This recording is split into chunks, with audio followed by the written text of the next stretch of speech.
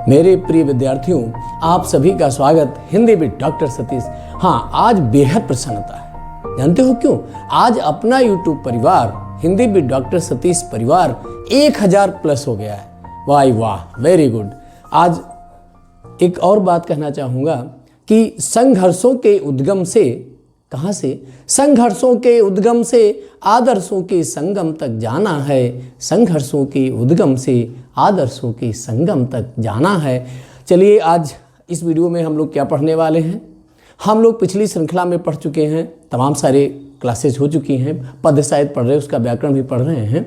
आज इस वीडियो में हम लोग अलंकार पढ़ने वाले हैं। मेरे प्रिय विद्यार्थियों, चलिए हम लोग बिना किसी भूमिका के अलंकार पर चलते हैं। मेरे प्रिय छात्रों, मैं आपको विश्वास दिलाता हूं, अगर आपने इसको ठीक से पढ़ लिया तो आपको कहीं से कुछ भी MCQ पूछा जाए, बाहर जाने का प्रश्न ही नहीं। क्यों? क्योंकि हम पहले आपको बताएंगे कॉन्सेप्ट, पहले बताएंगे परिभाषा, परिभाषा के बाद बताएंगे उसका MCQ। तो चलते हम लोग बिना किसी भूमिका के अलंकार को समझते हैं। अलंकार क्या है बच्चा?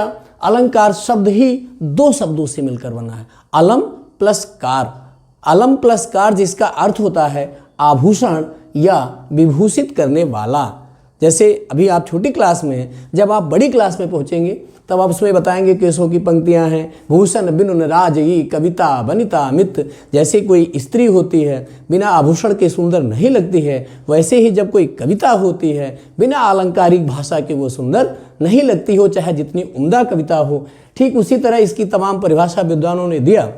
तो जैसे काव्य की, हाँ एक बात और जान लो, काव्य की शोभा बढ़ाने वाले तत्वों को, ना कि शब्द और अर्थ ये सब अलग अलग नहीं बोलना है, एक ही शब्द बोलना है। काव्य की शोभा बढ़ाने वाले तत्वों को, या ऐसे कह लो कि जिन उपकरणों से, जिस शैली से काव्य की सुंदरता बढ़ती है उसे अलंकार कहते हैं। मैं आपको एक बात बताता हूँ।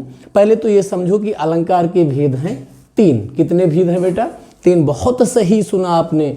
शब्दालंकार, अर्थालंकार, उभयालंकार। मेरे प्रिय विद्यार्थियों, आपके पाठ्यक्रम में केवल अर्थालंकार बहुत कम हो गया है। हम लोग पढ़ते थे तब 12 अलंकार होते थे। आज की डेट में आपको कितना पढ़ना है? अर्थालंकार के 3, उपमा अलंकार, रूपक अलंकार, उत्प्रेक्षा अलंकार। शब्दालंकार आपने 9th में पढ़ा होगा। लेकिन एक बात है, शब्दालंकार आपको क्लियर नहीं हुआ होगा। एक लाइन में मैं बताता हूँ। शब्दालंकार का मतलब जहाँ पर शब्दों के माध्यम से काव्य की शोभा बढ़े। शब्द का मतलब जानते हो क्या है? ऐसा थोड़ी ऐसे बढ़िया बढ़िया शब्द लाए हैं।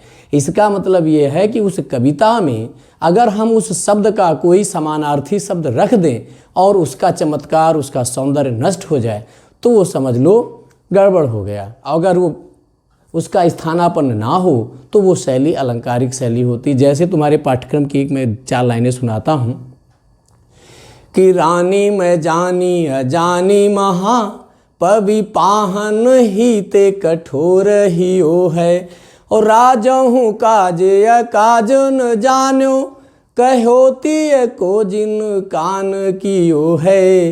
वैसी मनोहर मूर्ति इन्हें किमी के बनवास दियो है। खैर, कविता सुनाना मेरा उद्देश्य नहीं है। मैं आपको एक बताना चाहता हूँ एक बात कि शब्दालंकार, रानी में जानी, जानी शब्द की जगह समझी रख दिया जाए तो देखो कविता बनेगी। रानी में समझी, गड़बड़ हो गया। होता कैसे? जब उसका समानार्थी, वहाँ पर सौंदर्य नष्ट हो जा रहा कविता का। शब्द यही चलेगा, रानी में जानी अजानी महा। अगर ऐसे बोलते हैं रानी में समझी अजानी को अज्ञानी कह दें तो वहाँ पर उसका सौंदर्य नष्ट हो जाता है। इसलिए शब्दालंकार वहाँ है। अर्थालंकार वहाँ है जहाँ अर्थ के माध्यम से काव्य की शोभा बढ़ती है, वहाँ पर अर्थालंकार होता है। आपके पाठ्यक्रम में 3 हैं। चलिए हम अब एक एक अलंकार की परिभाषा और उस पर आधारित MCQ हम आपको वस्तुनिष्ठ ही पढ़ाएंगे, जो आपकी परीक्षा का पैटर्न है। चलिए देखते हैं अगला अलंकार उपमा हमारा क्या है। प्रिय विद्यार्थियों, आपके पाठ्यक्रम में 3 ही अलंकार हैं। तो अब इसमें करना ये है, देखो डायरेक्ट MCQ बेटा समझ में नहीं आएगा, इसलिए पहले थोड़ा समझ लिया जाए। उसका परिभाषा और उसके लक्षण, लक्षण कहीं विलक्षण तो नहीं है, ये चीज़ें समझ ली जाए, फिर MCQ शुरू किया जाए। हाँ, वीडियो छोड़ के जाना मत, क्योंकि मैं एक एक चीज़ बताने वाला हूँ। एक प्रश्न भी बाहर से बोर्ड परीक्षा में नहीं आएगा, ये मेरा आपसे वादा है। देखिए, उपमा अलंकार क्या होता है? उपमा का अर्थ होता है तुलना। क्या होता है? तुलना बहुत सही समझ रहे हैं आप लोग। अच्छा, तुलना कैसे की जाएगी? कोई बराबर बराबर की तो तुलना होती नहीं, यानी कि एक व्यक्ति वस्तु जो भी हो, प्राणी हो, उसका जब उससे या तो अच्छा या उससे थोड़ा सा कम, तुलना तो दोनों से, लेकिन कम वाला यहाँ पर है नहीं, यहाँ पर है अच्छा वाला।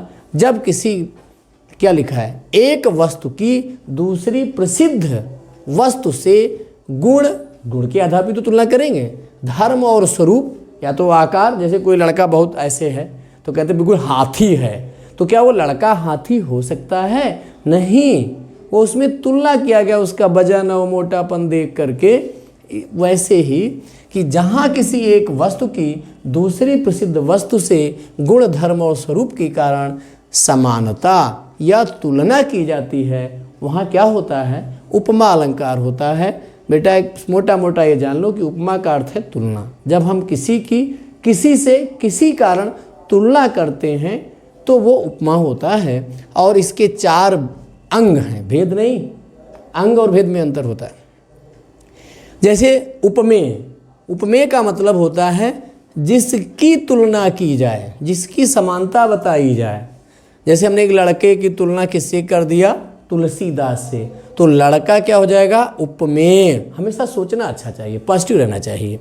उपमान में जिससे तुलना की जाए, किससे? हमने उसकी विलक्षण प्रतिभा देख करके एडिशन से मान लिया तुलना कर दिए, तो वो क्या? चाणक्य से कर दिए, तो उपमान क्या है? चाणक्य है। साधारण धर्म जो दोनों में गुण मैच करता है, दोनों में जो क्वालिटी है, दोनों में जो क्वालिटी मैच करती है, वो उसका साधारण धर्म है।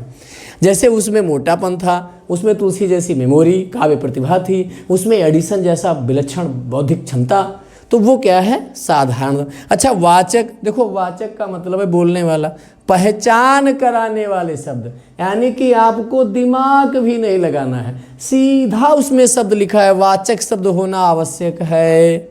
और वो वाचक शब्द भी बता दिया गया, सम, सरिस, समान, सा, सी, इव, जैसे ये शब्द जरूर मिल जाएंगे। जैसे एक उदाहरण देखिए कि हरिपद कोमल कमल से, हरिपद, हरि भगवान को, पद माने पैर, चरण, पैर नहीं कहते, पैर सामान्य आदमी बोलते हैं, चरण, तो भगवान के चरण कैसे? तो यानी कि तुलना इनकी की जा रही, किससे? कमल से। तो कमल तो हमारे, देखो मोटा मोटा और पहचाने एक ट्रिक बता दें, जो चीज़ हमारे पास नहीं होती हैं, दूर होती हैं, वो उपमानी होती हैं। भगवान तो मिल ही सकते हैं, लेकिन कमल यहाँ पर नहीं है, कमल दूर है, तो चरणों की तुलना किससे की गई? कमल से। तो हरिपद क्या हो जाएगा? उपमेय, उपस्थित, प्रेजेंट, कमल अब्सेंट, उपमान से। देखो यही वाला बता रहा वाचक शब्द, और उनका साधारण दोनों में क्वालिटी क्या है? कोमलता। तो ये कि यहाँ पर अलंकार क्या हो जाएगा? उपमा अलंकार हो जाएगा। अब अगला उदाहरण देखिए कि अराति सैन्य सिंधु से, सुवाड़ वाग से जलो, प्रवीर हो जयी बनो, बढ़े चलो, बढ़े चलो।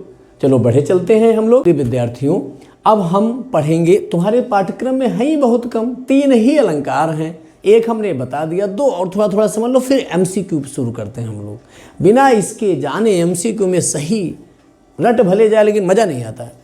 जैसे अगला है रूपक अलंकार। उपमा का मतलब हमने क्या बताया था? तुलना।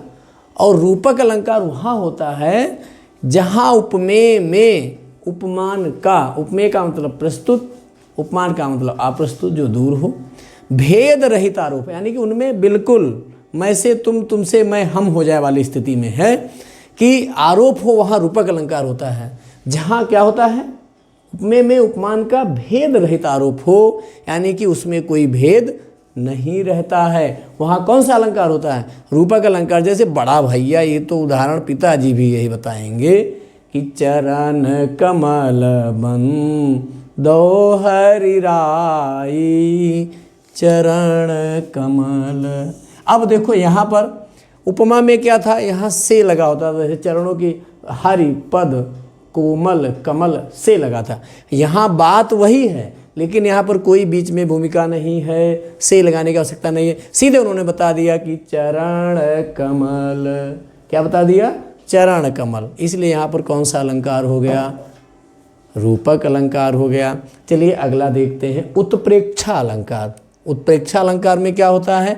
जैसे वहाँ पर उपमेय की उपमान से तुलना की जाती थी, यहाँ भेद रहित आरोप होता था रूपक में, और इसमें क्या है, उपमेय में उपमान की संभावना कि इसमें हो सकता है ये वही हो। जैसे मान लिया कोई एक आदमी जा रहा है, कभी कभी भ्रम हो जाता है ये मौसा है क्या, तो हम लोग आवाज़ देते मौसा प्रणाम, जब चेहरा देखते पीछे से सदरी यो कंधा उंधा देख के मौसा समझ बैठे।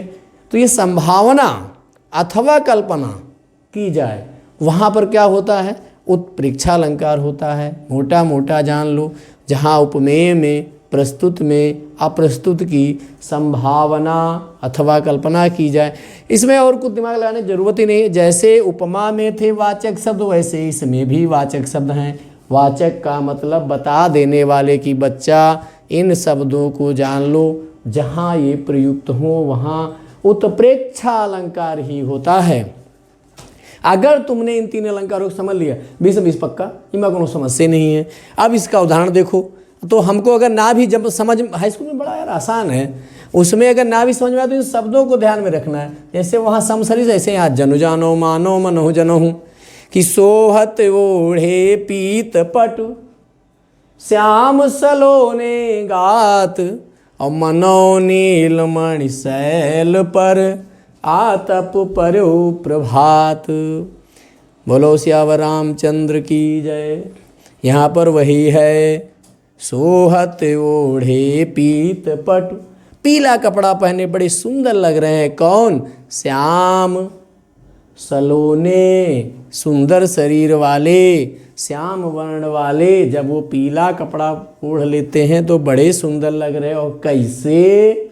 मनो, जैसे नीलमणि, नीलमणियों वाले, शैल पर, पर्वत पर, आतप पर्यो प्रभात, सुबह सुबह की लाल गोल्डन कलर वाली किरणें उस पे पड़ रही हों, इतना सुंदर वो लग रहे हैं। बोलो सियावर रामचंद्र की जय, राधा कृष्ण की जय।